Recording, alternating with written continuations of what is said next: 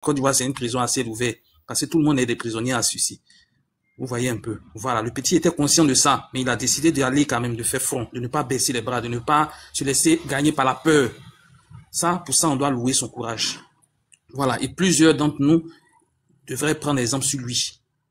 Voilà, plusieurs d'entre nous devraient prendre exemple sur lui. Moi, j'ai suivi l'élément vidéo dans lequel il appelait, on dit qu'il appelait soi-disant à l'insurrection, mais il n'en est rien. Il n'en est rien. Et sur le plateau de Live TV, j'ai vu M. Daoudala en train de pervertir les propos du petit. On va te 1 million, on va te 1 million. Encourager ceux qui parlent, ils prennent de leur temps pour venir tapoter. Voilà, encouragez-les, envoyez les ballons.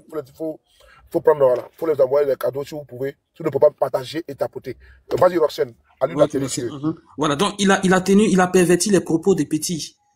Il a perverti les propos du petit. Et moi, ce que je reproche un peu à notre opposition et tout, c'est-à-dire que quand ces personnes-là se permettent de faire des sorties de route comme ça là, pourquoi on n'engage pas des poursuites aussi à leur encontre?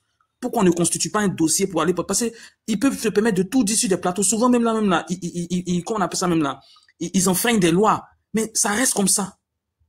Ça reste comme ça. Vous voyez, ça reste comme ça. Moi-même, j'ai trouvé, il y a un gars, on dit Afrique Unity 064, qui se permettait de faire des vidéos à caractère, comment on appelle ça, xénophobe et autres là. J'ai plusieurs fois appelé la PLCC. Au début, ils ont essayé de prendre en compte mes observations, mais après, ils me disent non, que moi, il doit être forcément en Côte d'Ivoire là-bas pour porter plainte, sinon eux, ils peuvent rien faire. Vous voyez, même aujourd'hui, encore même là, j'ai fait des captures d'écran, je leur ai envoyé, j'ai appelé encore les services et tout ça. Un certain Abdul Aziz, qui s'est permis. Je peux te faire une motion? Oui, vas-y. Alors, faut te dire que la PLCC là, ils sont pas là pour les gens qui sont au pouvoir. Ça, c'est un. Non, qui ne sont pas au pouvoir, qui ne sont pas au pouvoir. C'est ce que je te dis. La PLCC est là pour les gens qui ne sont pas au pouvoir, c'est-à-dire les partisans des gens qui ne sont pas au pouvoir. Tout à fait, c'est ça. C'est-à-dire que pourquoi ils t'ont demandé d'aller porter plainte à Abidjan? Si tu vas porter plainte à Abidjan, peut-être même que c'est toi qu'on va arrêter. Tout à fait. Voilà, donc... Non, j'ai compris. Au fait, moi, j'ai pleinement compris ça, mais au fait, je veux dire, à un certain niveau, comment on appelle ça même là, au niveau des partis et tout, je pense qu'ils ont des conseils et tout. Donc, regarde par exemple celui qui appelait à un meurtre, qui disait qu'on doit lui faire ce qu'on a fait subir à Alino Faso. Tu vois, ça c'est flagrant. Ça doit même pas passer. Ça doit même pas passer. C'est-à-dire, c'est quelqu'un qui doit se faire interpeller. Et il faut que les initiatives dans ce sens-là se fassent. On ne doit pas laisser passer leur abus aussi. Tu vois un peu, non, on ne doit pas laisser passer leur abus. Et la révolte, ça commence par ça déjà. C'est-à-dire des choses qu'on peut faire qui ne nous demandent même pas beaucoup. Vous voyez un peu, non? Voilà, quand il se permet, ce Makosso et autres là, il est là, il se permet de faire des trucs et il n'est pas inquiété. Il n'y a pas de plainte. Bon, en tout cas, je sais pas, peut-être qu'on va m'apporter la preuve qu'il y a déjà eu des plaintes à son encontre et tout, des interpellations et tout, mais jusqu'à preuve du contraire, rien. Et il nous nague, le salaud de Makosso là. Il nous nague. Chaque fois qu'il se plaint, il nous nague. Comme quoi, ça dit qu'on peut rien et il n'y a rien. Mais même si on peut rien et il n'y a rien, mais au moins constituer un dossier pour déposer. Moi, je sais que la PSC, ils vont jamais entendre raison de mes trucs, mais je sais pourquoi j'appelle, j'enregistre et je parle. Je sais pourquoi je fais ça. Je sais à quelle fin. Parce que je sais déjà ce qui va se passer. Et je sais que plus tard, j'aurai de quoi dire.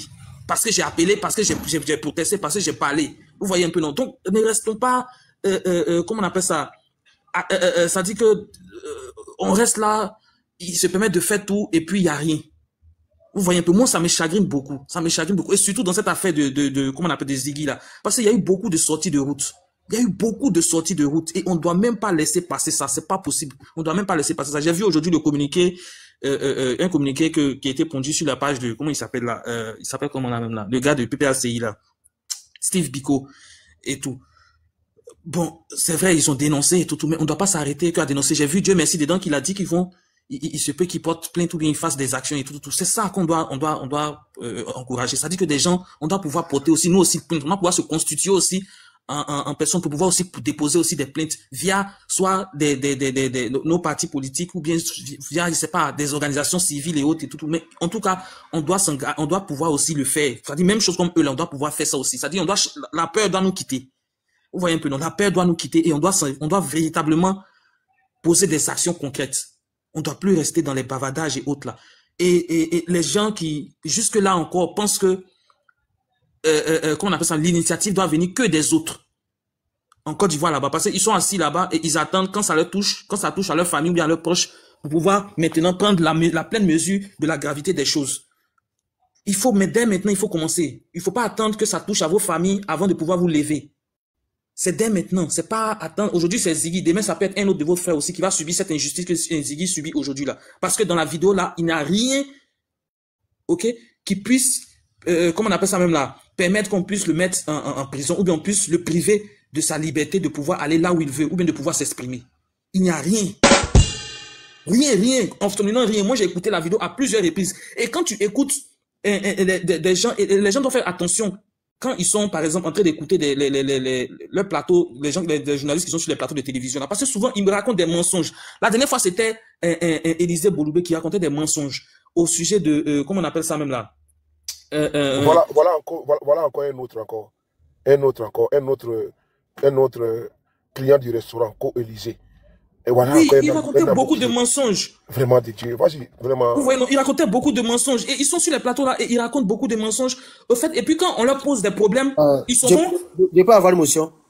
Oui, vas-y. Mon frère, moi je vois que tout ce que vous êtes en train de raconter, c'est comme vous les aidez dans la communication. Les gens sont au pouvoir. Vous croyez que vous voulez qu'ils fassent quoi? Vous voulez qu'ils fassent quoi? C'est à vous de réagir. Parce que c'est comme vous les aidez dans la communication. Vous rentrez dans leur jeu. Montrez les gens la solution. Parce que on va beau parler. Il ne faut pas changer. Il ne faut pas changer. Regardez, dans même dont vous parlez là, regardez comment on l'avait frappé. Mais regardez aujourd'hui comment il réagit. Pourquoi vous voulez faire la communication de ces gens-là? C'est comme vous êtes en train de les aider. Cherchez la solution. Montrez les Ivoiriens la solution. Arrêtez de vous plénifier. Parce que on est à 2 mois des élections. 2 mois des élections. Cherchez la solution. Comment vous débarrasser de ces satans, ces moribonds fantoches, ces dictateurs mercenaires qui se trouvent à la tête de votre nation, qui a détruit la vie des citoyens ivoiriens, qui a détruit complètement toute la Côte d'Ivoire. Et vous êtes en train de nous parler les journalistes. Vous voulez qu'ils fassent quoi? Ces gens-là. Vous voulez qu'ils fassent quoi? Non, mais la solution là, mon frère, la solution est toute trouvée. Attends. Ils ont tous les pouvoirs dans leurs mains. Vous voulez qu'ils fassent quoi? Vous voulez qu'ils fassent quoi? Les gens vous frappent maintenant, vous êtes en train de plénifier. Vous aussi frappez, c'est fini. Cherchez la solution comment à répliquer. Arrêtez de vous plénifier, s'il vous plaît. Mais la solution pour répliquer là, c'est ça on dit là, quand ils se permettent de dire des choses qui ne sont pas correctes, et ils se permettent de violer aussi des lois, parce qu'ils violent aussi des lois. Vous voyez un peu, on doit demander aussi souvent aussi comment on appelle ça même là, des occasions de pouvoir répondre aussi, parce que c'est si un média, c'est un média, même si c'est un média privé, tout. Mais si on doit avoir notre droit de réponse, et notre droit de réponse, on doit pouvoir le réclamer, même si on le réclame et ils refusent, mais au moins on l'a réclamé, et on sait que c'est comme ça.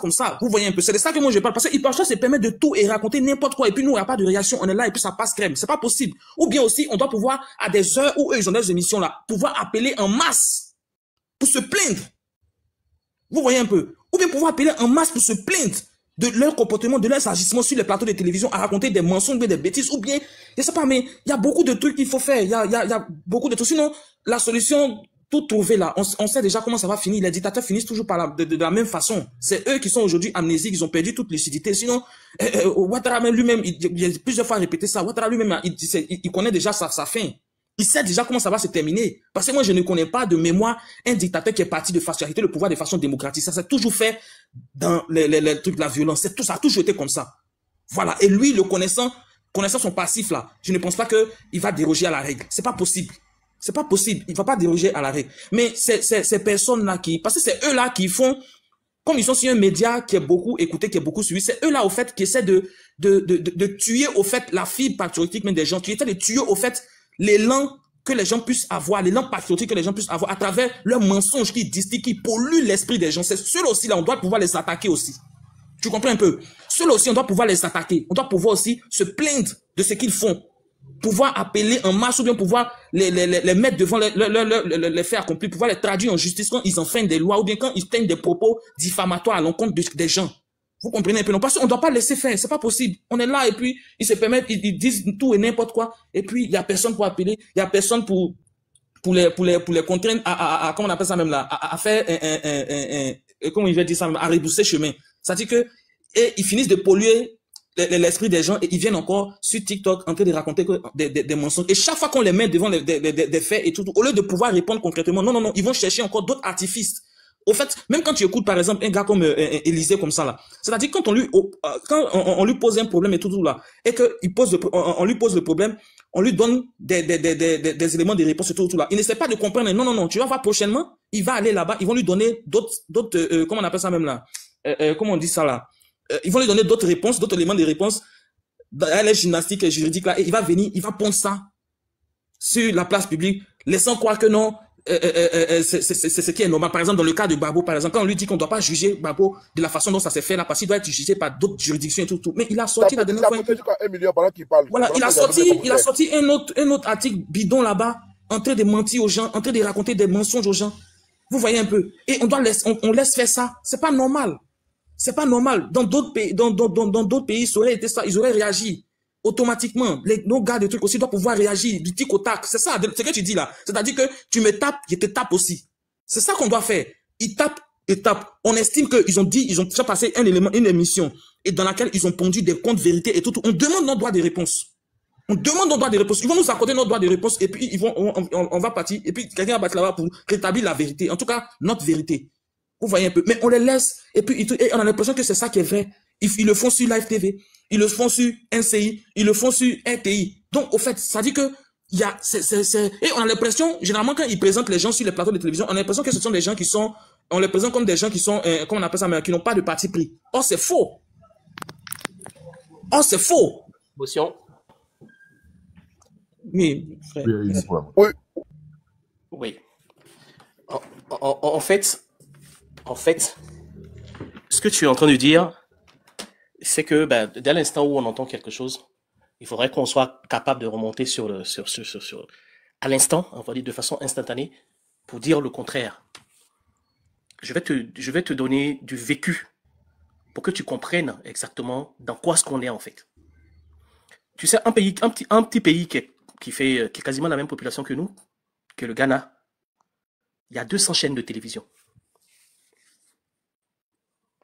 Je répète, un pays comme le Ghana, il y a 200 chaînes de télévision. Donc, si tu n'es pas d'accord avec ce que la télé diffuse comme information, tu peux écouter même la télévision de ton pasteur. Tous les jours, matin, midi, soir, si tu veux. Et il y a 400 chaînes de radio. Et un pays qui se respecte, qui veut donner la parole à tout le monde, et qui veut faire en sorte qu'il y ait la diversité d'informations, et c'est ce qu'il faut faire. Mais tu sais, je vais prendre juste mon cas, où le substitut du procureur vient s'asseoir à une chaîne de télévision, qui est la RTI, pendant une semaine, et il raconte cette histoire-là. Un jeune est quitté en Europe, il est venu, il a voulu brouter la banque, la CIB, on les a attrapés, on les a jetés en prison, on a condamné un à 3 années de prison, un à 2 années de prison, et ça passait au journal de 20 heures en boucle. Pendant une semaine. D'accord? Et quelques jours plus tard, les avocats font une contre-conférence. La RTI ne s'est pas déplacée. Ils ont envoyé la vidéo de la conférence à la RTI. La RTI a répondu aux avocats en disant ils ont jusqu'à 3 mois pour montrer la conférence des avocats. Pour dire que ce que le substitut du procureur a dit là, c'est faux.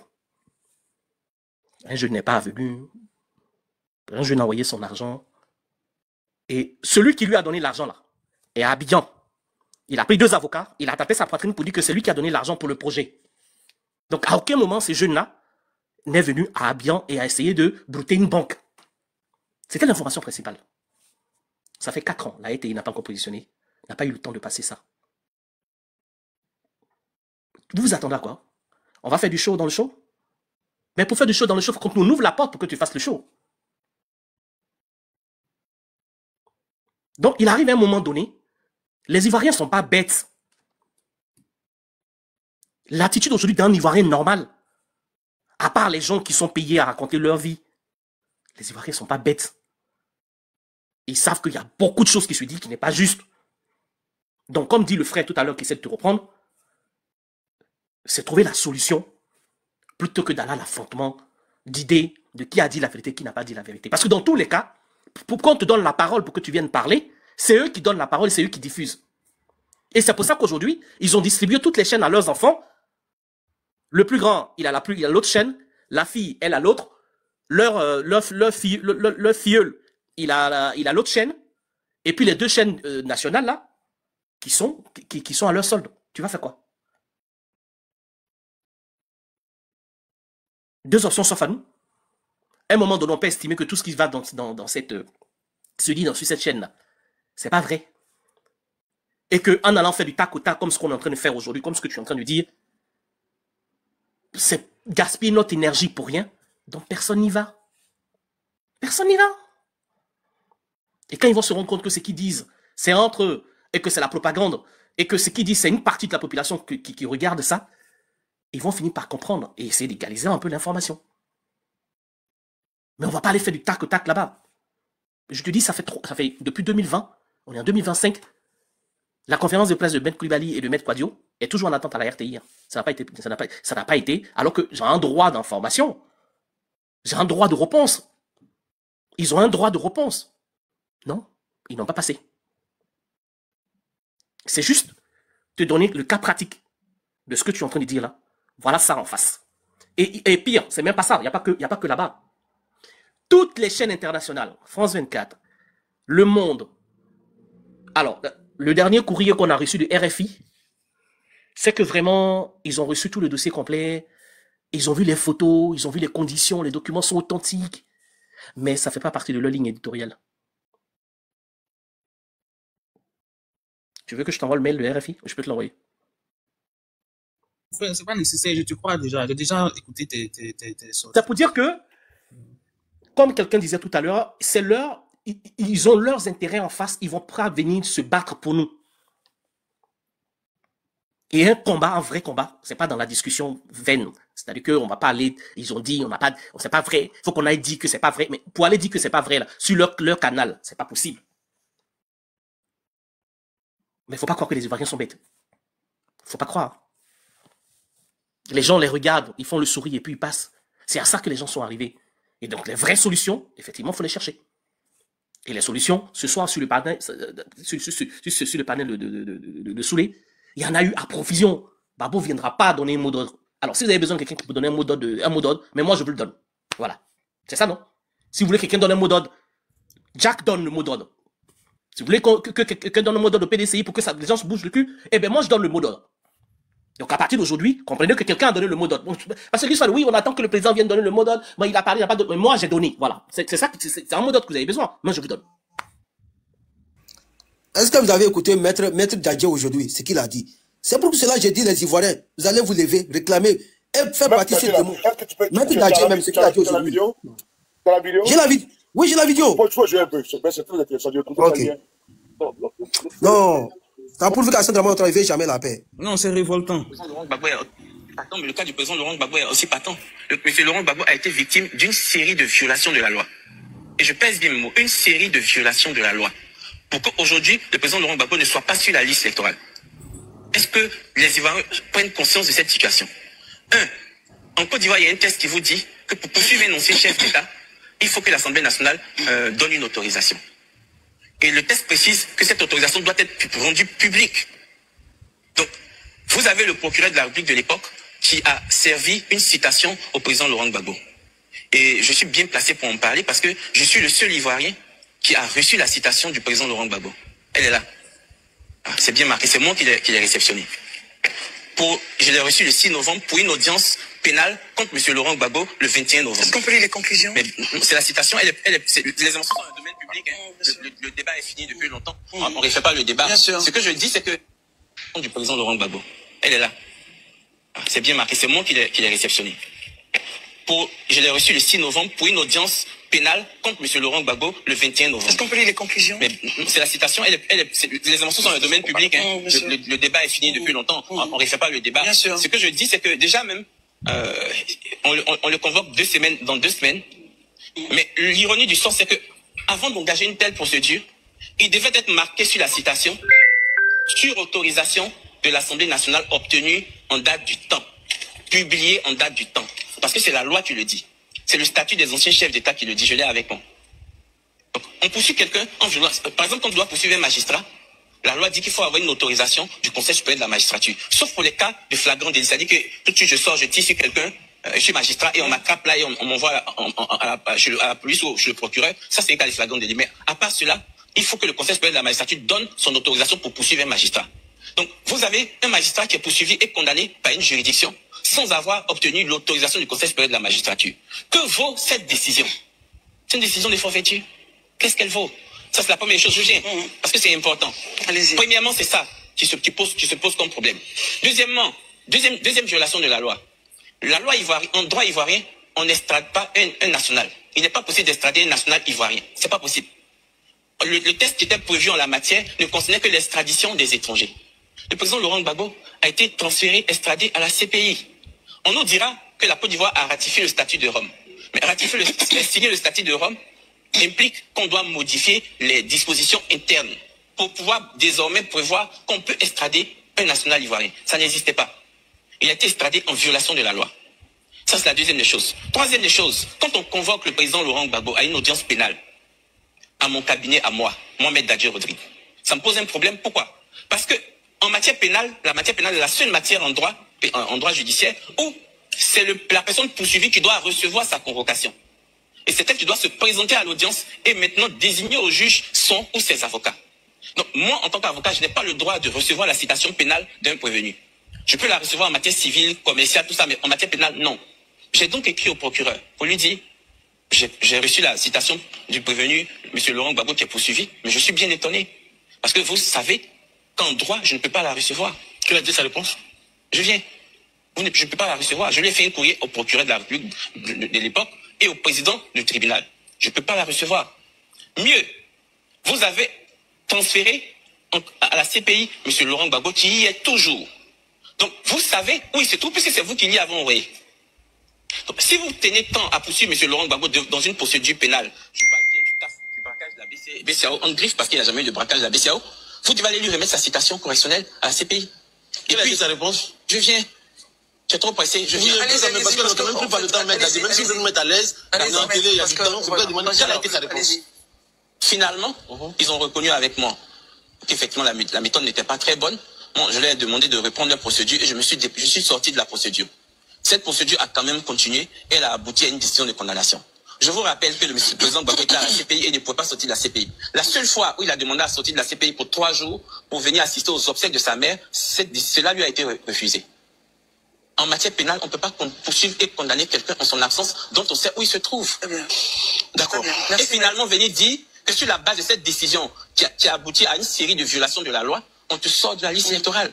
Il y a un gros problème d'injustice. Attends, mais le cas du président... Si c'est pour moi, je me pose la question, à quoi servent les études de choses de droit en Côte d'Ivoire? Si les gens passent leur temps, des années à aller faire des études de droit et venir raconter de n'importe quoi sur les chaînes de télévision, regardez Daouda. Les jours, quand monsieur parlait, Daouda, on dirait, il a bu une. Il est précipité de couper le corps de monsieur de ne plus parler. C'est ces gens parlent comme ça qu'on devrait inviter. Mais il parle inviter des choses de soi-disant procureur de la République, qui est quelque chose, procureur du RH des pieds là, qui n'a jamais été procureur de la République. Voilà les bons gens. Mais il ne faut jamais inviter ce genre de personnes. Aujourd'hui, on l'a invité. C'est parti jusqu'à 6 mois, bien 1 an après, on va l'inviter. C'est comme ça. Merci beaucoup à vous.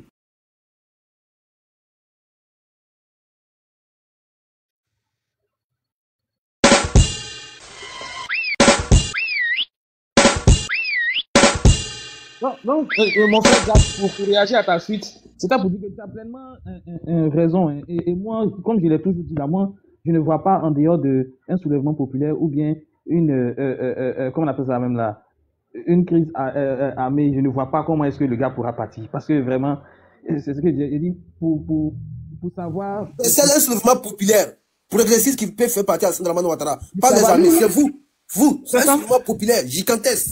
Si tous les territoires. Mais un soulèvement ne peut pas que soulèvement populaire seulement, mais c'est-à-dire c'est une lutte armée. Parce que en face là, c'est pas comment vous dit là, c'est pas des, nous on sait qu'il y a des encagoulés. Voilà, donc ça dit pour aller pour combattre quelqu'un, il faut savoir à qui tu as fait. Et puis il faut savoir comment on appelle ça même là. Une fois que tu sais à qui tu as fait, tu sais comment te préparer en conséquence. Voilà, donc il faut qu'on puisse aussi dire ça aussi aux gens. Voilà, parce qu'en face, c'est pas des bisounours qui sont en face, ce sont des hommes qui sont déterminés, mais qui sont dans la mauvaise voie. Et il doit trouver aussi en face aussi des personnes aussi qui sont déterminées parce qu'ils sont assis dans la vérité. Voilà, parce qu'ils sont assis dans la vérité. Ils ne vont pas venir pour nous distraire. Voilà, la solution est déjà tout trouvée et on ne fait que la répéter depuis longtemps. On ne fait que la répéter depuis longtemps et tout. Donc c'est ça. Merci.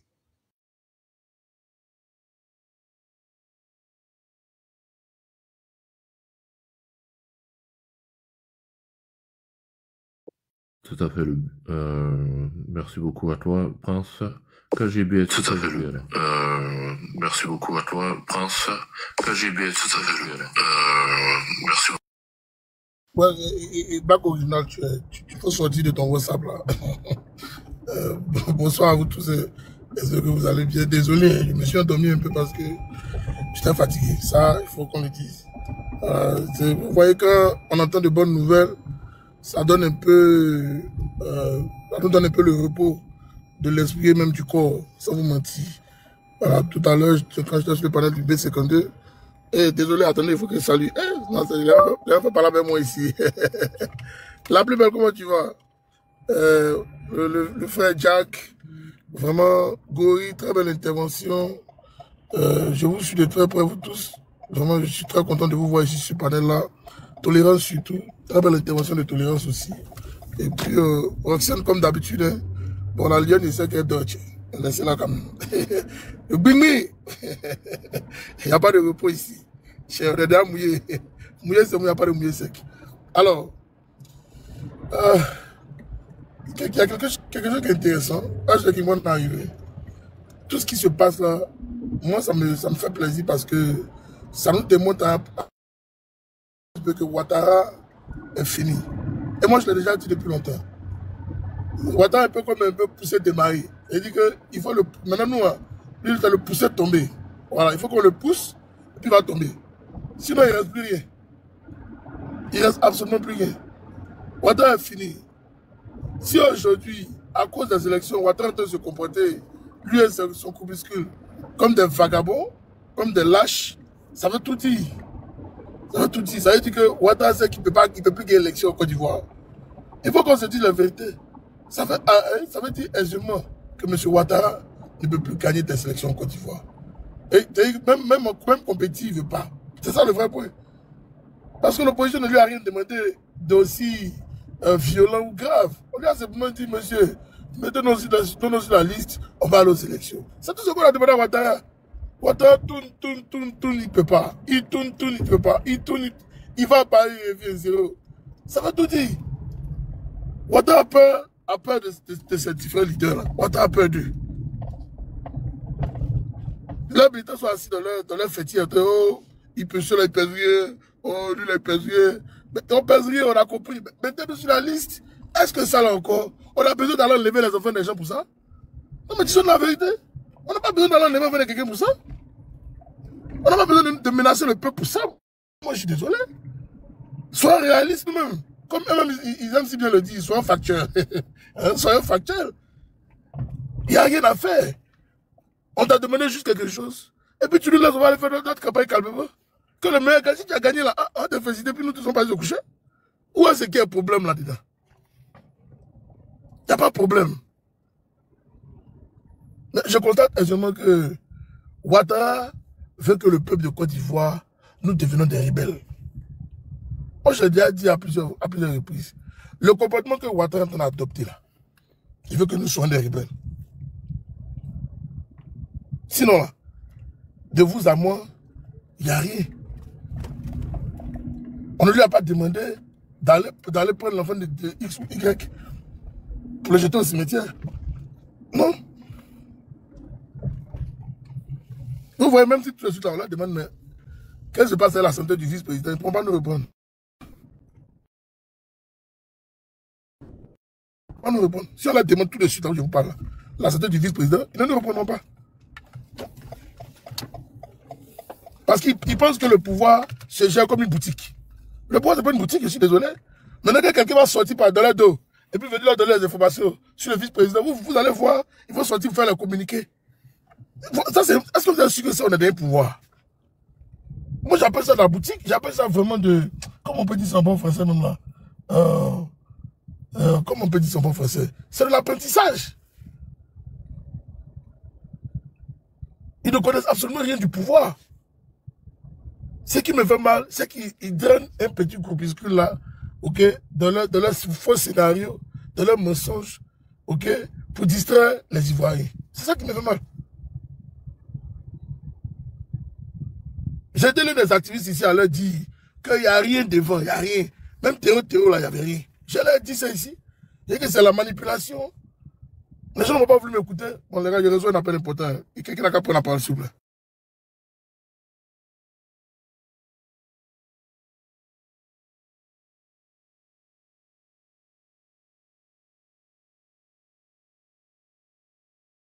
Quand tu vas finir de parler, ouais, j'ai un appel. Il a reçu un appel, il a reçu un appel. Il a demandé à ce que quelqu'un prenne la relève. Comme ça, quand il finit, il va venir.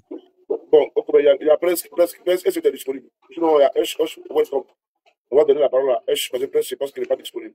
H est là? Ouais, je suis là. Je dis bonsoir à tous. Sois salué, chef. D'accord, vous m'attendez? Ok.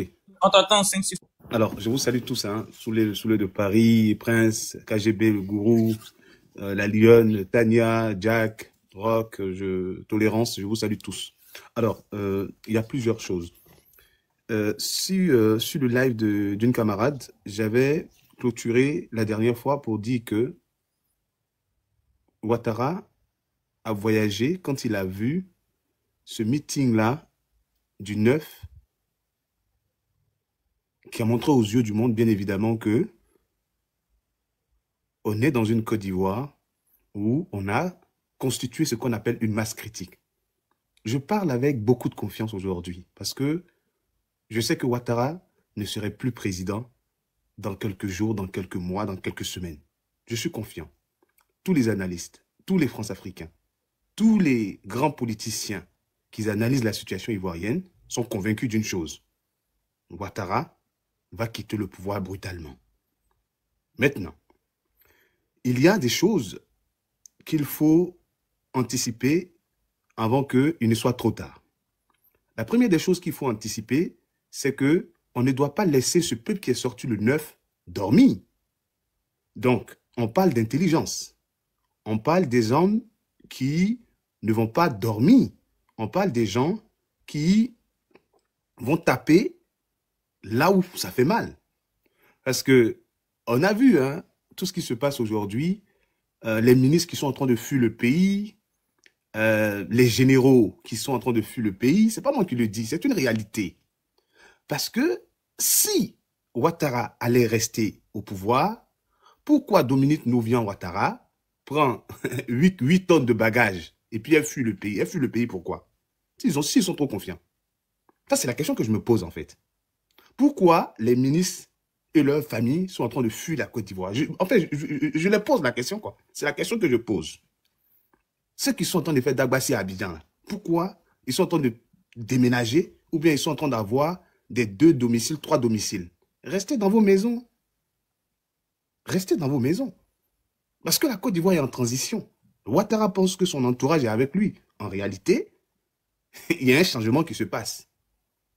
Et pour ne pas trop tergiverser, on va mettre le pied dans le tas. Toutes ces histoires de Makosso, aujourd'hui on parle de Ziggy, etc. En fait, ils veulent changer la tendance. Ils veulent changer la communication. La communication actuelle, normalement, c'est l'opposition qui a la parole, que ce soit sur les réseaux sociaux, que ce soit partout. Toutes les analyses politiques ont confirmé qu'on a une opposition en Côte d'Ivoire debout. On a une population qui est déterminée pour chasser Ouattara au pouvoir. Mais comme la France-Afrique a toujours des gens comme les Makosso pour faire ce qu'on appelle la manipulation de masse, pour faire ce qu'on appelle la propagande, dans leur stratégie de communication, c'est d'attraper un monsieur comme Ziggy, un activiste proche de l'opposition, pour bien évidemment faire leur sacrifice. Parce que Ziggy, ils ont pris Ziggy pour faire un sacrifice. Hein. Il faut le savoir. Hein. Oui, ils ont pris Ziggy pour faire un sacrifice. C'est comme ça la France-Afrique fonctionne. Si vous regardez, depuis la jeunesse de la France-Afrique jusqu'à aujourd'hui, ils ont toujours pris des symboles. Et je l'ai dit la dernière fois sur le live, ils ont toujours pris des symboles, des personnes qui représentent quelque chose dans un pays pour traumatiser la mémoire de la population, pour apeurer la population. Ziggy, ils l'ont attrapé, ça vous fait peur la jeunesse en fait. Donc, la jeunesse doit comprendre qu'à travers Ziggy, au lieu d'avoir peur, vous devez être déterminé. Au lieu d'avoir peur, vous devez être... C'est-à-dire que vous devez avoir ce qu'on appelle de la rage. C'est ça. Il ne faudrait pas que l'arrestation de Ziggy devienne une peur. Parce que c'est le but recherché de la France-Afrique. Je vous La informe que soif nous des gens. sommes à plus de 80 000 vues depuis qu'on a commencé les lives. Plus de 80 000. D'accord? Donc, aujourd'hui, le fait d'attraper Ziggy, ils veulent sacrifier Ziggy comme un symbole. Comme ils ont sacrifié des leaders de l'opposition. Ne voyez pas Ziggy comme une petite personne. Et non, non, non. Ziggy, aujourd'hui, est rentré dans l'histoire de la Côte d'Ivoire. Oui. Les gens vont voir, non, c'est un petit jeune activiste. Non, non, non. Ziggy est un symbole, aujourd'hui, de l'opposition. Ne regardez pas son âge. Il est déjà un symbole de l'opposition. Parce que le jour où Ziggy a signé son arrêt de mort ou bien son arrêt de truc, c'est sa rencontre avec la femme de Gbagbo. Depuis ce jour-là, il y a eu un œil de la France-Afrique sur ce jeune-là pour dire que ce jeune-là représente réellement quelque chose au sein de la jeunesse. Donc, ils ne se sont pas précipités, ils ont attendu le moment opportun pour pouvoir vraiment... Parce que le jeune, il a une dynamique. Le jeune a fait un travail de fond. Et le travail de fond que le jeune a fait depuis plusieurs années, avec un langage facile, avec un langage à la bidjanaise, Ziggy, parce que moi je l'écoute, ça fait plus d'un an aujourd'hui. Ziggy a pu, avec la connaissance qu'il a, il a pu transmettre à la jeunesse ivoirienne ce qu'on appelle la France-Afrique en fait. J'ai participé à un de ses lives où il parlait de l'empire qui ne veut pas mourir. Et je suis parti ce jour-là, j'ai participé à son live et j'ai même donné certains éléments qui lui faisaient rire parce qu'il arrivait à mieux comprendre. Donc, c'est pas parce que je connais mieux que lui, mais je pense que j'avais un peu plus d'expérience à cette époque par rapport à lui. Mais je pense qu'il a fait son chemin.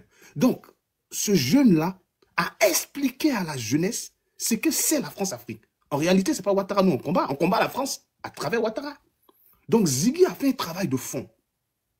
Donc, voilà pourquoi il représente le symbole d'une jeunesse. Et cette jeunesse qui est galvanisée, cette jeunesse qui est déterminée aujourd'hui, on veut la apeurer. On veut la détruire. Mais cette jeunesse-là doit comprendre que le pays qu'on appelle la Côte d'Ivoire ne nous appartient plus. Il y a plusieurs éléments qui prouvent que la Côte d'Ivoire ne nous appartient plus. Le premier élément qui prouve que la Côte d'Ivoire ne nous appartient plus depuis les indépendances, comment dirais-je, avec Oufoué jusqu'à aujourd'hui, il faut savoir que les plus riches en Côte d'Ivoire sont les Français. C'est un élément aujourd'hui que beaucoup de jeunes de 20 ans, 25 ans négligent. Les plus riches en Côte d'Ivoire sont les Français. Ils ont les plus grandes entreprises. Ça, c'est un. Les deuxièmes personnes les plus riches en Côte d'Ivoire sont des Libanais. Ils ont les plus grandes entreprises et c'est eux qui sont dans le secteur de l'industrie en Côte d'Ivoire. Alors, pour ceux qui ont fait un peu d'études, vous devez savoir que ce sont les finances qui gouvernent le monde. C'est lui qui a le monopole et c'est lui qui comment dirais, a le pouvoir d'achat. C'est celui qui arrive à s'imposer. En gros, c'est celui qui vit plus longtemps. C'est celui qui arrive à survivre parce que la nature écrase tous les faibles. Celui qui n'a pas l'argent dans son pays va, pour finir, ou bien pour terminer, va disparaître dans son propre pays parce qu'il n'aura pas le pouvoir d'achat. Ils vont acheter ses terres. Ils vont étouffer son économie, comme ils ont étouffé l'économie de Haïti aujourd'hui. Les Syrio-Libanais sont venus en Haïti comme des marchands. Et après, ils ont récupéré le pays. Parce qu'on a plusieurs combats. Hein. Les gens pensent que le combat là, c'est Doula, le combat là, c'est les musulmans. Non, le combat en réalité, c'est de récupérer le pays. Le pays ne nous appartient plus. Et pour ceux qui font des études politiques, sur plusieurs décennies, alors que Ouattara est déjà sur 2 décennies, s'il fait un mandat encore, il est sur 2 décennies. Si on laisse Ouattara sur 1 décennie et demie, vous allez voir à la tête d'un pays un matin, un métis qui va sortir pour dire que lui va être président. Et s'il devient président, c'est terminé. Le pays ne nous appartient plus. On devient un pays comme la Mauritanie, où on va favoriser les étrangers. Ça arrange bien la France-Afrique. Parce qu'ils aiment toujours les étrangers à la tête d'un pays. Pourquoi? Parce que les autochtones ont cette sacralité-là de ne pas permettre certaines choses dans le pays. Alors que quand les étrangers sont dans un pays, à la tête d'un pays, ils vont galvauder parce que le pays ne les appartient pas. Ils vont faire toujours des compromis parce que le pays ne les appartient pas. Donc, on est dans cette transition-là aujourd'hui. On a aujourd'hui un mi-chemin. C'est-à-dire qu'on a aujourd'hui c'est-à-dire que la possibilité de changer les choses, la possibilité d'écrire l'histoire, comme le dit Franck Fanon. Chaque génération, soit elle a trahi, soit elle construit, ou bien soit elle arrive à accomplir, bien évidemment, sa mission. Donc, on a une mission accomplie. Nous, les personnes de cette génération, que ce soit la jeunesse, que ce soit nos plus, c'est-à-dire nos leaders politiques de l'opposition, que ce soit nos mamans, nous devons écrire cette histoire-là. Donc, pour ceux qui ne comprennent pas, on ne combat pas on ne combat ni Ouattara, on ne combat ni les Djoula, on ne combat ni les musulmans, parce que moi qui vous parle, je suis musulman. On ne combat ni les musulmans, ni les Djoula, on ne combat ni les nordistes. Nous sommes en train de combattre un système. Et le système est puissant. C'est la mafia. Pour renforcer le système, Ouattara a favorisé le Hezbollah en Côte d'Ivoire. Tout cela, c'est pour dire les Ivoiriens. Ouattara a favorisé beaucoup d'étrangers en Côte d'Ivoire pour pouvoir nous affaiblir au maximum. Faire de la Côte d'Ivoire un pays qui n'appartient à personne. Et nous sommes en train d'arriver dans cette transition-là. Donc, on demande aujourd'hui à la jeunesse ivoirienne, cette jeunesse qui doit être déterminée, cette jeunesse qui doit avoir ce qu'on appelle la rage. Le mot d'ordre ne viendra pas ni de Ouattara, ni de Gbagbo, parce que je l'ai dit dans une vidéo précédente. Ça est sur cette page. J'ai dit que personne, je dis bien personne, ne va donner de mot d'ordre. Vous devez prendre votre décision. Sortir et de ne plus rentrer. La prochaine sortie, ça devait être un aller sans retour. Je dis bien. Les gens parlent ici d'armes, on doit s'armer. Non, un peuple déterminé, personne ne peut arrêter un peuple déterminé. Et on a déjà dit, c'est une masse critique. À partir de 1 700 000 personnes, alors qu'il y a plus de 2 millions de personnes aujourd'hui qui sont déterminées. 2 millions de personnes, aucune armée au monde ne peut dire qu'elle peut s'arrêter avec 2 millions de personnes pour pouvoir la dire ou bien pour pouvoir faire quelque chose. Aucune armée dans le monde n'a pu combattre une armée, c'est-à-dire qu'une population déterminée de 2 millions de personnes. Ça n'a existé nulle part. Et ce n'est pas en Côte d'Ivoire, ça va commencer. Donc, le nombre d'Ivoiriens qui vont sortir, ça va être la force des Ivoiriens. Mais ça doit être un aller sans retour. Je dis bien un aller sans retour. Parce qu'aujourd'hui, ils sont en train de nous imposer quelque chose que nous savons déjà. Tous ceux qui sont en train de parler, non, si les gens sortent, on va être... Non, non, ils ne peuvent pas abattre un peuple, c'est impossible. Je dis bien c'est impossible. Quand ça va commencer, les premières personnes à fuir, c'est eux. Ce ne sont pas des garçons, on sait. On sait que ce ne sont pas des garçons. Et la France même qui est derrière, quand la France va voir que l'atmosphère va arriver à un certain moment, la France même va jouer son jeu. Elle va jouer son rôle de gendarme. Mais elle va être aux côtés de la population. Mais nous, on ne compte pas sur la France. Parce qu'elle a toujours joué le sale jeu. Elle a toujours joué le sale boulot. Parce que regardez, au Sénégal, quand la jeunesse sénégalaise était déterminée, qu'est-ce que la France avait? La France a mis pression pour que Macky Sall parte. Qu'on veuille ou pas. Elle a joué le jeu. La France a joué le jeu à la dernière minute. Nous, on doit les obliger à faire partie Ouattara. Par tous les moyens. Je dis bien par tous les moyens. Par tous les moyens. Et je vais terminer par ça. Ziggy n'est pas en sécurité à la Marca. Ziggy n'est en sécurité nulle part. Non, on va terminer parce qu'on va lancer, puis après on va terminer ensemble. Il y a Niki Tuba qui a demandé à monter. Niki Tuba, avant ton invitation, il n'y a pas de souci. Parce que nous sommes vraiment dans l'affaire, on est dans l'affaire de Ziggy. Moïse Dia, il faut monter nous expliquer ça. On va le bloquer, laissez, on va monter nous expliquer ça. Donc, Niki Tia, envoie ton invitation, pas de problème. Oui, vas-y. Ziggy, en fait, on est dans un pouvoir diabolique. Hein. Le pouvoir de Ouattara, c'est un pouvoir diabolique. Aujourd'hui, je demande à Dieu le Tout-Puissant, celui qui a fait les 7 cieux et les 7 terres, pour ne pas que ça arrive. Pour ne pas que ça arrive. Mais je vous jure qu'ils ont arrêté Ziggy, c'est pour le sacrifier. Pour apeurer les gens. Je vous jure qu'ils vont arrêter Ziggy, c'est pour le sacrifier de la même manière. Ils vont sacrifier Amino Faso. C'est de la même manière ils veulent sacrifier Ziggy. Et je l'ai dit.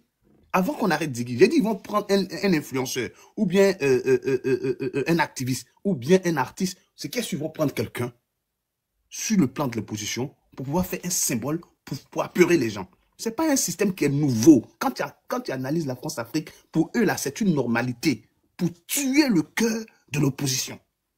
Et la population ivoirienne aujourd'hui doit prendre ça comme la rage. Une rage de vaincre le diable. Parce que c'est le diable qui règne par la peur. Machiavel l'a dit, il dit quand tu maintiens un peuple dans la peur, tu le maintiens avec un grand pouvoir. C'est ça, le prince de Machiavel. Quand on maintient quelqu'un dans la peur, mais quand on maintient un peuple dans la peur, on le maintient avec un gros pouvoir. Et vous devez savoir que la peur même diminue l'existence de l'être humain sur la terre. Quand il y a trop peur, ça t'amène à ne pas vivre longtemps. Oui, la peur détruit les reins. Ça, c'est scientifiquement. Je ne suis pas un scientifique, mais allez-y faire vos recherches. La peur même en elle-même détruit les reins. Donc, vous devez aujourd'hui être déterminés, être des hommes et des femmes debout, des hommes et des femmes avec de la rage pour écrire l'histoire de notre nation, pour écrire l'histoire de ce grand pays. Vous avez aujourd'hui la responsabilité d'écrire la Côte d'Ivoire dans le livre d'or des nations les plus respectées d'Afrique. Je vous remercie.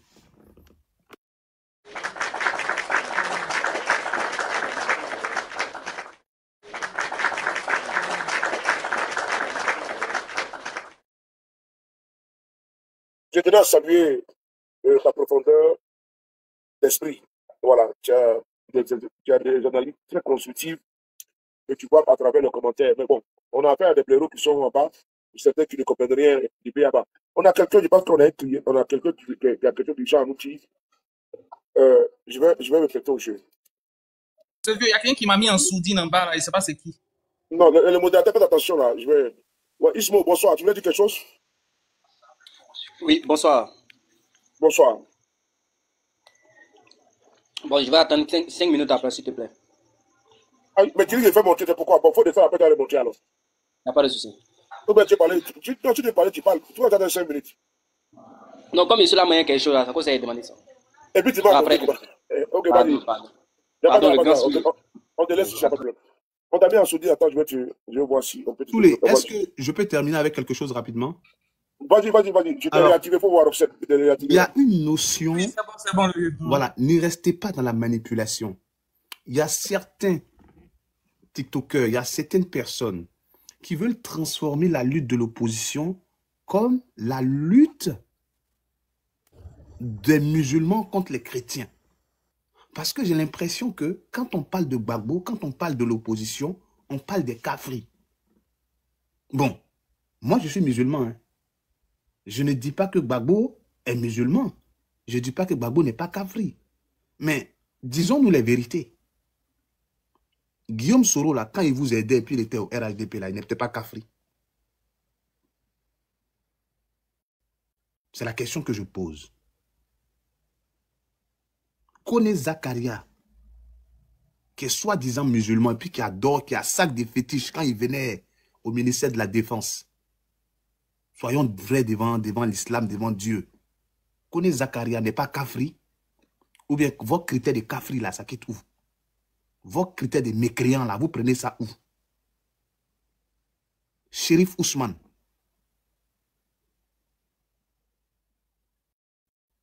Chérif Ousmane n'est pas kafri. Tous les chefs de guerre qui ont participé à la rébellion, là, ce n'est pas des kafris, soi-disant musulmans. Là, je pose la question, est-ce que ce ne sont pas des kafris? Aujourd'hui, les gens sont amnésiques. Je vois des imams qui se disent qu'ils sont en politique. Mais en même temps, ils connaissent l'histoire de Ouattara que tout le monde. Ils connaissent tout ce que l'opposition a fait à Ouattara avant que Ouattara ne vienne au pouvoir. Ils disent qu'ils sont musulmans, qu'ils ne font pas de la politique. Mais c'est eux, quand il s'agit de parler de politique, les bouches là, c'est miam comme ça. L'imam Ousmane, je ne sais pas quoi là, du Kozim là, c'est lui, il sort hier dans Maouloud, et puis il vient parler d'élections apaisées. Il vient parler de paix. Il vient parler du respect de la loi. Comme si on est en Côte d'Ivoire dans un état de droit. Bon, vous savez, dans un pays laïque comme la Côte d'Ivoire, jusqu'à preuve au contraire, la Côte d'Ivoire c'est un pays laïque, vous allez amener les gens à détester l'islam dans le pays. Vous allez amener les gens à détester les musulmans dans le pays. Alors que cette lutte que nous sommes en train de mener, ce n'est pas une lutte religieuse. Ce n'est pas une lutte du chrétien avec le musulman. Donc, franchement, je demande encore à la vigilance du peuple ivoirien. Ne rentrez pas dans cette histoire-là que nous sommes en train de nous battre pour sauver les musulmans. C'est faux. Ouattara même se bat pour qui? Matin, midi, soir, il est dans la main de Macron. Macron n'est pas Kafri. Je pose la question, est-ce que Macron est musulman? Vous avez vu Macron partir à la Mecque? Mais quand c'est Macron là, vous riez. Vous souriez. C'est ça, non? Quand vous êtes avec l'ambassadeur de France, vous souriez. C'est ça, non? Mais quand il s'agit de Laurent Gbagbo, quand il s'agit de, je ne sais pas, les leaders de l'opposition, ce sont les Kafri. Mais Guillaume Soro, jusqu'à ce que je chasse là, Guillaume Soro n'est pas musulman. Hein. Mais Guillaume Soro vous a aidé, n'est-ce pas? Guillaume Soro a aidé Ouattara pour se planter au pouvoir là où il est. Et il était un élément fondateur du pouvoir de Ouattara. Est-ce que Guillaume Soro est musulman? Vous traitez aujourd'hui Guillaume Soro de Kafri, c'est ça? Parce que si de la même manière vous traitez Gbagbo là, Gbagbo est chrétien au même titre que Guillaume Soro. Hein. Pas parce qu'il est du là, ou bien c'est pas parce qu'il vient du Nord. Même quand on dit les Korogolais, les gens du Poro, etc. là, est-ce que ce sont des musulmans? Non. Ce sont des Kafri. Celui qui fait l'initiation, les trucs comme ça, l'islam interdit ça. Les fétiches, l'islam interdit tout ça. Là. Donc, si vous êtes dans votre histoire de politique, restez dans la politique. Enlevez la religion dans votre truc là. Les imams 2.0, les imams qui sont là pour manger. Je pense que Dieu l'a dit. Hein, je pense que tout est dit dans l'islam. Les imams hypocrites comme ça, là, le jour de la résurrection, c'est vous, ils vont prendre pour enflammer le feu de l'enfer. Oui, c'est vous. Au lieu de dire ce que Dieu a dit, au lieu de dire la vérité au peuple, vous êtes dans la mangécratie, dans l'hypocrisie, en train de manipuler les gens.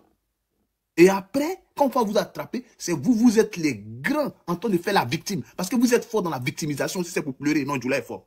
Je ne veux pas généraliser, mais les imams là, ils seront les premiers à pleurer comme des caniches. Soyez responsables de ce que vous faites aujourd'hui. Hein. Je dis bien, soyez responsables. Parce que quand le 6 va devenir 9, il n'y a pas à faire de pitié dedans. Hein. Tous ceux ou celles qui ont pris position, vous allez payer les prix jusqu'au dernier centime. Il est encore temps de vous ressaisir. Il est encore temps, je dis bien de vous ressaisir. La Côte d'Ivoire n'est pas un pays islamique jusqu'à preuve au contraire. Ceux que vous dites les Kafri là, ce sont eux qui vous ont accueillis dans leur pays. La Côte d'Ivoire n'est pas née sur l'islam. La Côte d'Ivoire est un pays où chaque peuple est venu. Et les premiers habitants de la Côte d'Ivoire ne sont pas venus avec, c'est-à-dire qu'une nation islamique. Et je le dis en connaissance de cause, je le dis avec les preuves de l'histoire de la Côte d'Ivoire. Donc vos histoires de quelqu'un est Kafri, lui là il est Kafri, lui là il est Kafri, lui là il est Kafri. En France, que vous êtes en train de faire les métiers de maire, de vigile dans les trucs là, vous travaillez là, c'est pas chez les Kafri vous travaillez. Le franc CFA que vous bouffez là, c'est pas l'argent des Kafri. Les immeubles qu'on construit là, c'est pas les Kafri qui sont en train de construire ça pour vous. Les téléphones que vous avez dans vos mains là, c'est un musulman qui a fabriqué ça. Ce ne sont pas les Kafri. Les WhatsApp que même TikTok là, hein, jusqu'à ce que je sache là, c'est-à-dire la Chine n'est pas un pays musulman. Hein. Ce sont les Kafri qui ont fait, non? Donc, mettez votre bouche là un peu dans votre bouche. Vos langues là, mettez ça dans votre bouche. On vit en bonne intelligence dans le monde. Moi-même, je suis musulman et je parle parce que l'islam, c'est la connaissance. Quand on n'a pas la connaissance, on ferme sa gueule. Ne venez pas chercher des ennemis de l'islam ici, en Côte d'Ivoire. Et vous pensez que, parce que vous êtes musulman, donc vous n'avez pas peur. Vous pensez que les autres là, c'est le diable qui les a créés. Hein? C'est le diable qui a créé les autres. Les autres habitants de la Côte d'Ivoire là, qui sont Kafri d'après vous là, donc c'est le diable qui les a créés, c'est pas Dieu qui les a créés. Hein? Vos plus grands clients là, ce ne sont pas les Kafri. Musulmans, c'est-à-dire que les djoulas même en gros là, ils achètent quoi même chez qui? Ils font marcher quoi? Ce n'est pas les Kafri là qui viennent vous enrichir. Hein? Vous êtes dans tous les domaines. Vous faites le commerce partout. Ceux qui vous enrichissent en Côte d'Ivoire, ce sont les Kafri. Mais c'est vous, votre gueule là, le plus riche en Côte d'Ivoire, ce n'est pas un Kafri. Monsieur Diagou là, est-ce qu'il est musulman? Diagou est musulman. Mais Diagou embauche combien de musulmans en Côte d'Ivoire? Moi, je pense que les gens sont amnésiques. S'il vous plaît, laissez votre histoire des Kafri là ailleurs. Fermez votre gueule. Ceux même qui disent Kafri, même là, ils ne font pas 3 prières par jour. Vous allez parler des Kafri, les maudits comme ça là. Toujours créer des problèmes à l'islam. Et ceux qui ne comprennent pas, ils vont dire non, ce sont les musulmans qui sont les problèmes de la Côte d'Ivoire, ce sont les musulmans. Non. Il y a certaines personnes qui n'ont rien compris de la religion, qui mélangent la religion avec l'opposition. Faisons attention. Hein. Dieu nous regarde. Dieu nous regarde. Dieu n'est ni avec Ouattara, et je pense que Dieu est avec le peuple. Dieu n'est pas avec Ouattara. Je suis de quelque chose. Parce que Dieu est toujours avec le peuple. Dieu est toujours où il y a la masse. Et la masse aujourd'hui, c'est le peuple. Dieu n'est pas avec Ouattara. Je vous remercie.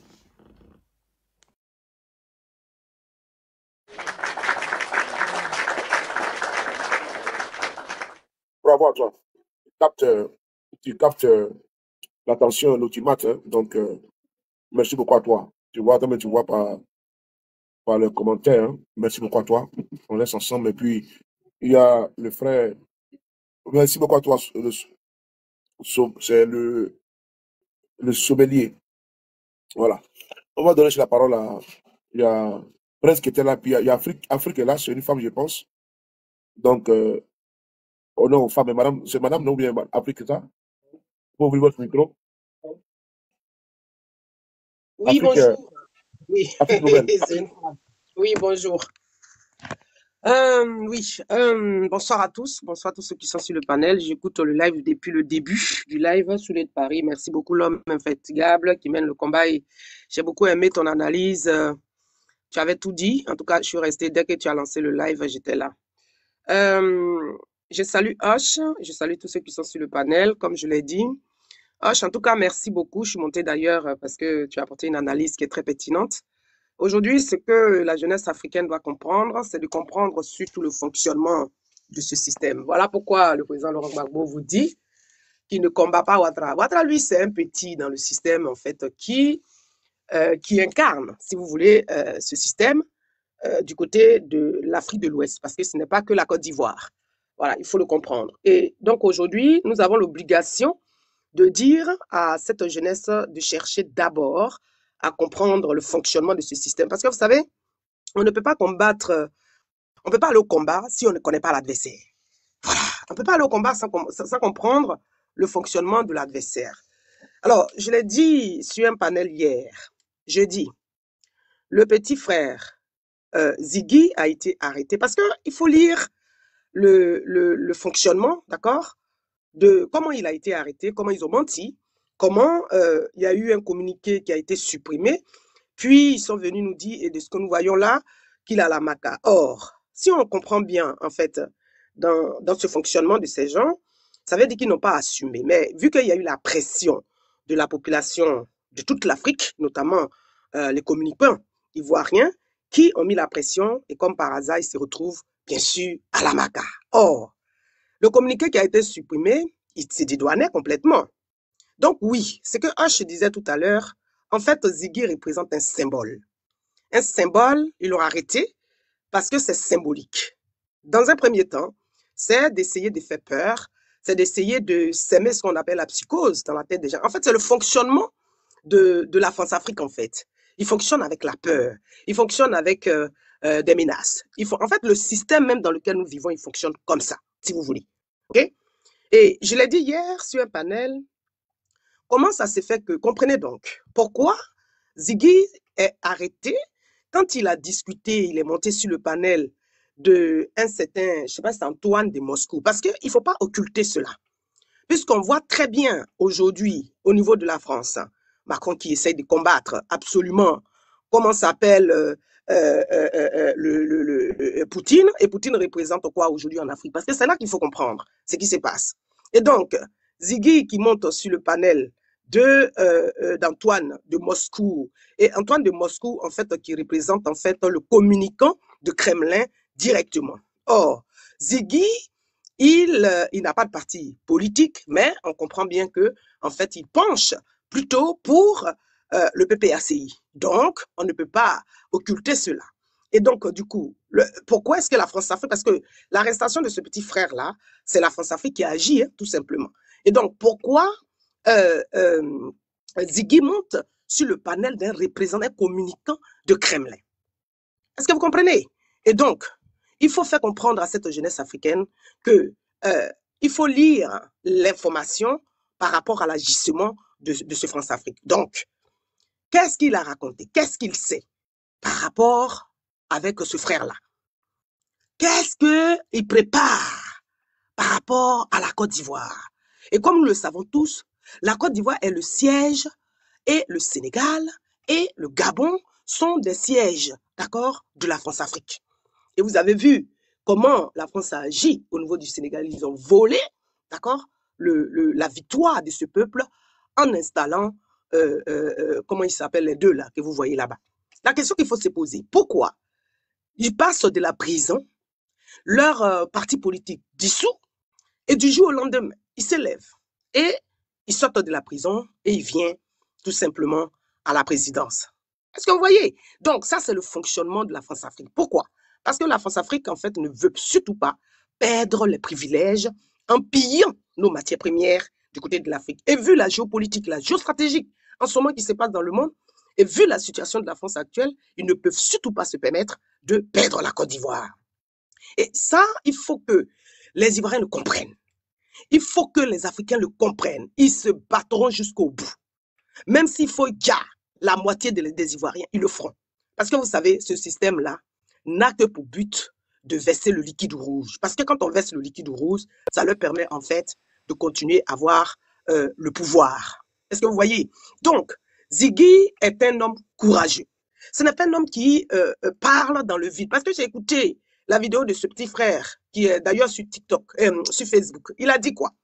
Il a dit que lui, il est prêt à mourir. Il est prêt dans sa tête parce qu'il sait que ce combat dans lequel on est, il sait que ça peut lui arriver, mais lui, il est prêt. Et donc, l'arrestation de Ziggy, c'est un vrai patriote. Et la France-Afrique a remarqué ça.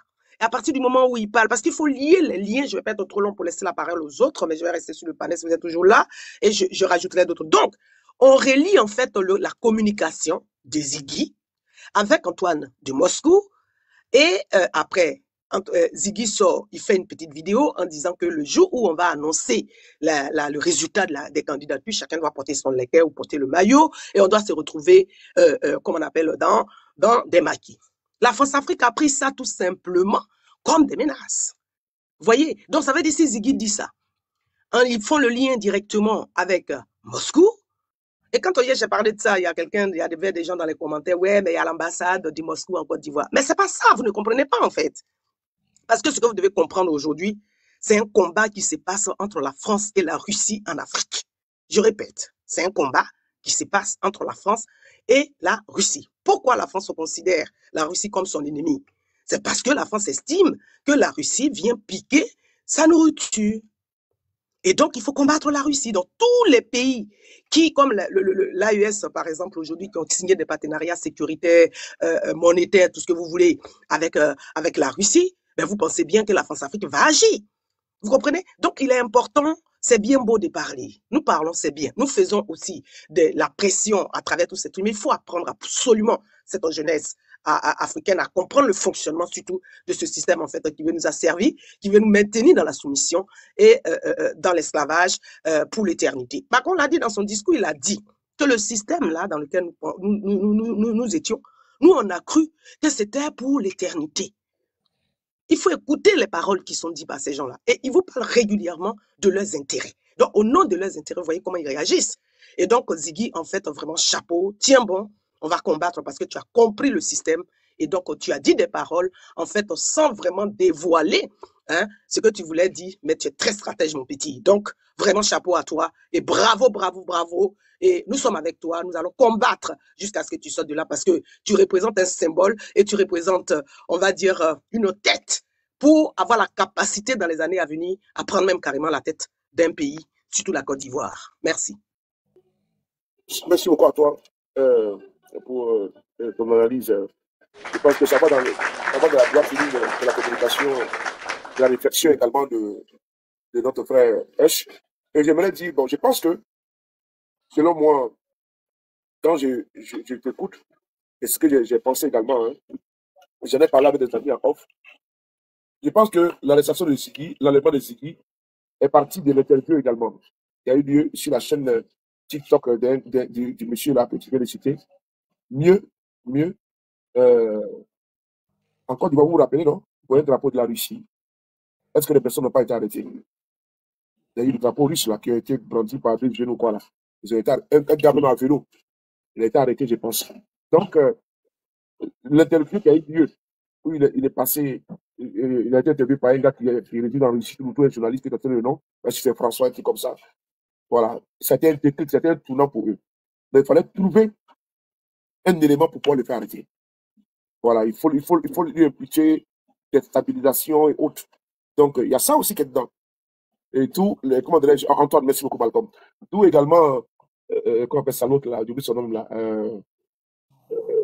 la fabrication de certains éléments, soit dit des preuves contre Babo Koné, entre lui et Babo Koné, pour dire non, il y a eu une conversation téléphonique, une communication téléphonique, WhatsApp précisément, où des choses ont été dites là-bas. Mais vous voyez que Babo Koné est venu ici, il a donné sa version de fait.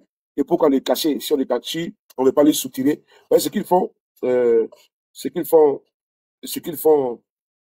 ok, la vidéo, ok, merci. Ce qu'ils font, c'est de le pousser à craquer, afin qu'il puisse parler. Voilà. Vous parlez de quoi? Parce que je dis, bon, on a vu qu'on est quand il est parti dans l'AES, précisément au Burkina Faso, on va entendre ce qu'ils ont dit. Donc aujourd'hui, là, tout ce qui est attrait, faut pas parler avec l'AES. C'est pas bon pour eux, c'est un danger. Faut pas causer. Non, quand tu parles même de la Russie, non. Quand tu es payé, tu es vendu. Alors qu'ils t'aident avec la Russie. Alors que jusqu'à preuve du contraire, les ambassadeurs ne sont pas encore appelés. L'ambassadeur de la Russie en France, je ne sais pas qu'il est là. Ou bien dans d'autres pays, ils sont là partout. Il y a des accords qui sont toujours. Malgré les sanctions, hein, malgré les sanctions, il y a toujours des partenariats. Mais c'est nous autres là, au fin fond du golfe de Guinée, c'est à nous on demande de faire un combat. De faire un combat pour eux à leur place. Je suis désolé. Est-ce qu'on n'a pas besoin, si nous le souhaitons, en tant que pays indépendant, que c'est dit ainsi, de diversifier nos partenariats? Mais je ne comprends pas. Dès l'instant que tu es indépendant, c'est comme toi aujourd'hui, tu es en France, tu peux aller ouvrir un compte bancaire dans n'importe quelle banque que tu souhaites. Pourquoi ta banque avec laquelle tu étais avant, ou tes parents, à ta naissance, ont ouvert un compte bancaire pour toi là-bas? Et tu dis, bon, je suis déjà grand, bon, c'est déjà trop fluo, bon, j'opte pour une autre banque. Et ton ancienne banque, te dit, non, c'est pas normal. Il faut que tu restes avec moi coûte que coûte. Nous sommes dans cette imposition. On t'impose obligatoire, on t'impose, on t'impose de pouvoir travailler avec une personne que tu ne veux pas. Et donc, ces relations aujourd'hui qui sont imposées, et, en Côte d'Ivoire, c'est le dernier bastion de la France-Afrique. Je pense que ce combat, qui est un combat qui va se gagner inéluctablement. Voilà, ça, il faut le reconnaître. Ils sont les derniers soubresauts. Une motion. Oui, vas-y. Tu sais, ce que vous êtes en train de dire ici est tellement vrai parce que Ouattara va tomber, que veuille ou pas. Aujourd'hui, en matière de communication, en matière de stratégie de communication, en matière de hacking, les pays qui peuvent s'arrêter devant la Russie aujourd'hui dans ce monde-là, c'est 1-1. Peut-être on va dire les Asiatiques. En tout cas, les Occidentaux ne peuvent pas avec eux. Et à cet égard, aujourd'hui, il n'y a pas un pays dans le monde où la Russie est contre toi dans la communication que tu vas gagner. C'est impossible. Même le nombre de l'opposition qui est sorti, ce sont les Russes qui ont affirmé qu'il y avait plus de 2 millions et quelques de personnes dehors. Pour contredire qui? France 24. Pour contredire qui? Comment dirais-je, on appelle ça comment? RFI. Parce qu'ils ont dit non, qu'il y a des milliers de personnes qui sont sorties. Pouknik a dit officiellement plus de 2 millions de personnes sont sorties. Donc, pour résumer, ça veut dire que les Russes sont dans la communication ivoirienne. Mais il y a des choses qu'on ne dit pas. La Russie est dans la communication ivoirienne déjà. Le fait de communiquer avec Ziggy, c'est une manière subtile de dire on est là, on vous voit. Et Poutine a dit quelque chose. Il dit dans les années à venir, les colonies africaines vont coloniser la France. Et c'est ce qu'ils ont peur de ça. Les Français vont aller chercher boulot à Abidjan. C'est moi je vous dis, ça va venir. Les Français vont aller chercher travail. J'attends, laisse-moi rajouter sur quelque chose. Les Français vont aller chercher travail au Burkina Faso. C'est moi je vous dis. 2 secondes. En fait, aujourd'hui, ce qui se passe en Côte d'Ivoire, c'est quoi? Regardez, ce Guillaume se retrouve où? Dans l'AES. La question aujourd'hui de la France-Afrique, parce que moi, je ne parle pas de Draman, parce que Draman, lui, il fait partie de ce système, il représente ce système-là. Et le président Laurent Gbagbo, il dit qu'il n'aura pas de 4e mandat. Donc, Gbagbo, Soro, Tidiane Thiam et tous ces, comment dirais-je, tous ces opposants-là, ils comptent sur quoi? Il compte sur quoi pour dire que le plus puissant en Côte d'Ivoire et en Afrique de l'Ouest ne peut pas être candidat? Et de surcroît, dans l'alignement de la sortie du 9, il y a le petit Ziggy qui communique avec Antoine qui représente Kremlin. Vous voyez pas la chose? Continue, frère. Mais qu'ils sachent qu'on a très bien compris où il veut nous emmener et on est là, on les suit, on les regarde, on les observe et on a très bien compris où il veut nous emmener. Qu'ils ne s'inquiètent pas. Merci. En réalité, la France a une peur face à la Russie parce que quand la France voit la Russie, en fait, c'est tellement une grande puissance que la France rougit. Parce qu'elle sait que si la Russie s'implique d'une certaine manière en Côte d'Ivoire, c'est fini, ils ont perdu la Côte d'Ivoire. Et quand ils vont perdre la Côte d'Ivoire, ils vont perdre la Côte d'Ivoire définitivement. Parce que la Russie, elle ne vient pas pour plaisanter. La Russie vient avec une révolution.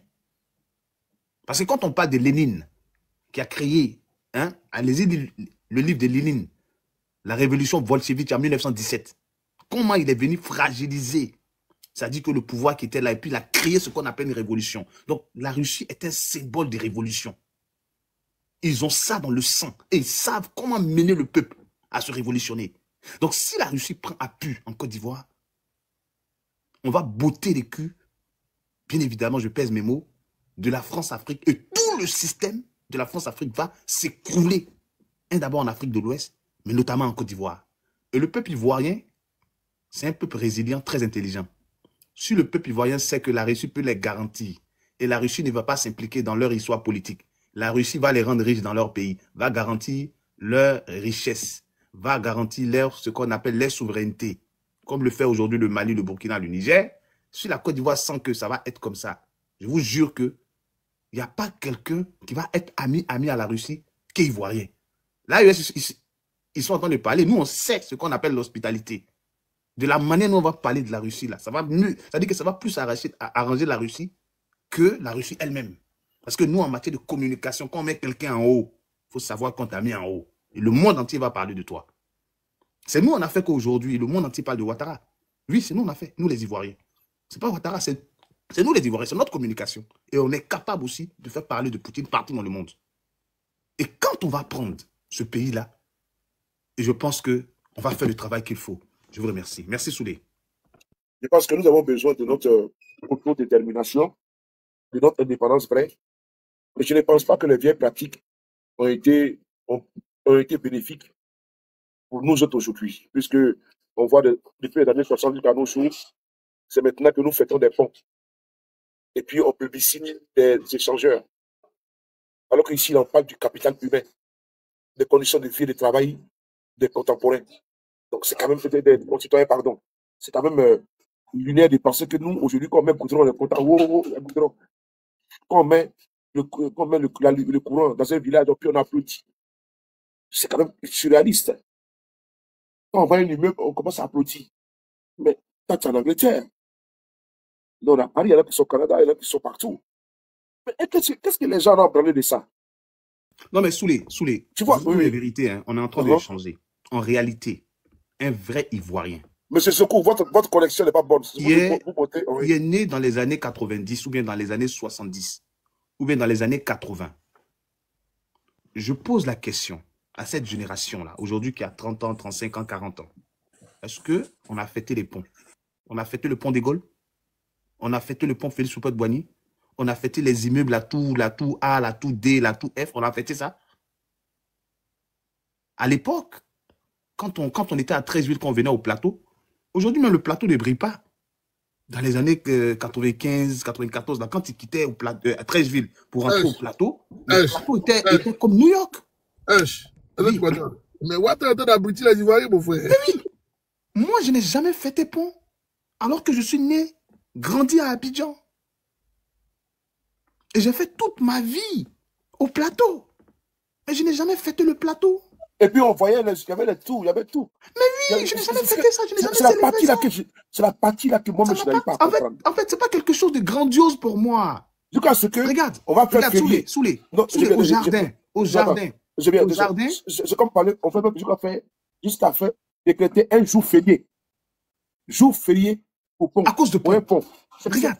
C'était jamais vu. Soulé, au jardin, nous, on partait déjà visiter Sokosé. Au jardin, on partait visiter Sokosé où il y a escalier roulant. Donc, moi, au jardin, je suis déjà monté dans escalier roulant. Donc, on va me traumatiser comment? Au jardin, je partais visiter ce qu'on appelle fontaine. À la claire fontaine et moi, en allant promener, j'ai trouvé l'eau si claire et je me suis baigné. Il y a longtemps que je t'aime, jamais je ne t'oublierai. La maîtresse vient dire, ah, voilà ce qu'on appelle fontaine. Au jardin, je dis bien au jardin. Donc, là, les Ivoiriens de nature intrinsèque ne sont pas des gawas. Il y a plein de choses qu'on connaît déjà. On est né dedans. Depuis au CP1, on connaît les ponts, on connaît le plateau. Donc, il y a des coins là. C'est-à-dire que c'est à bas âge. Avant 7 ans déjà, tu connais déjà tout ça là. Et puis, tu grandis avec. Donc, ce n'est pas quelque chose de grand pour nous. Donc, moi, je ne peux pas fêter le pont. Je suis désolé. Moi-même, je suis venu en Europe, là, j'avais déjà une perception de l'Europe. L'Europe n'est pas pour moi quelque chose. C'est vrai que j'ai vu des choses que je n'ai jamais vues, mais j'avais déjà une perception de l'Europe. L'Europe ne me monte pas dans la tête. Je vous jure. Parce que je suis né dans un pays où je ne vivais pas en brousse, en fait. Donc, arrêtez de nous marmailler. La Côte d'Ivoire, rien n'a changé en Côte d'Ivoire. Arrêtez de nous marmailler. C'est un petit embellissement qui est là. Le palais de la culture, nous, on a fait Varitoscope. On connaît ce qu'on appelle palais de la culture. On connaît ce qu'on appelle... Hôtel d'Ivoire, là, ils ont changé quoi? Qu'est-ce qui a changé dans la salle d'Hôtel d'Ivoire? Le palais des congrès de l'Hôtel d'Ivoire. Depuis Foué-Boigny, ça existe. Hôtel d'Ivoire existe depuis Foué-Boigny. Hôtel d'Ivoire est pareil, ça n'a pas changé. Qu'est-ce qui a changé? Moi, je ne sais pas. Peut-être que quelque chose a changé. Je ne sais pas. Cocody, là. C'est même Cocody, là. Ces gens, c'est même ces gens-là. Arrêtez d'emmerder les gens. Le Vallon, le golf. On a toujours vécu dans ces milieux-là. Qu'est-ce qui a changé? Mais je ne comprends pas les gens qui disent non, Abidjan a changé, ce n'est plus comme avant. Mais les gens qui vivaient en brousse, qui vivaient dans la merde, excusez-moi, c'est ceux-là qui vont venir nous dire non que Abidjan a changé comment? Vraiment, souvent quand je parle, je veux vraiment me calmer, mais je n'arrive pas, quoi. Je ne parle pas avec les émotions. Je parle avec vraiment une amertume. Comment on appelait Abidjan à l'époque? On appelait comment? Pardon? Comment on appelait Abidjan à l'époque? Petit quoi? Petit Paris. Petit Paris? Petit Paris. On dit quand il pleut à Paris, Abidjan est mouillé. Et moi-même, quand je venais, c'est-à-dire en Europe, je vous jure que les benguistes, là, quand ils viennent nous trouver à Abidjan, ils ont peur de nous. On s'habille mieux que eux. Je vous jure, Soulé. Il est à Paris, hein, mais je suis à Abidjan. Je porte habillement des benguistes plus que lui-même. Je me sers plus que lui-même qui vient à Paris. Je dépense plus que lui qui vient à Paris. C'est-à-dire qu'il vient de Paris. Tout ce qu'il porte là-bas, moi, il porte à Abidjan. Et puis original. Donc, je ne sais pas, Abidjan. C'est-à-dire que Abidjan a besoin de quoi? Arrêtez de nous emmerder. Arrêtez d'emmerder les gens.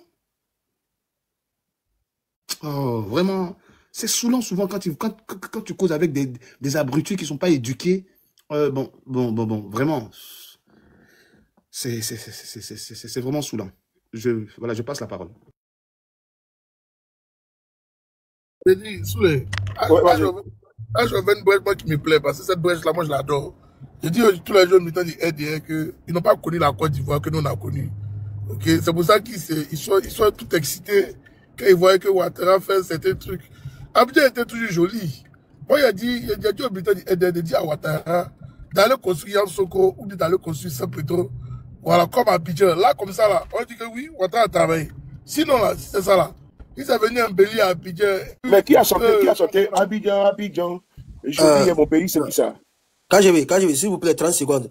Le morceau là. Afrique. Hein?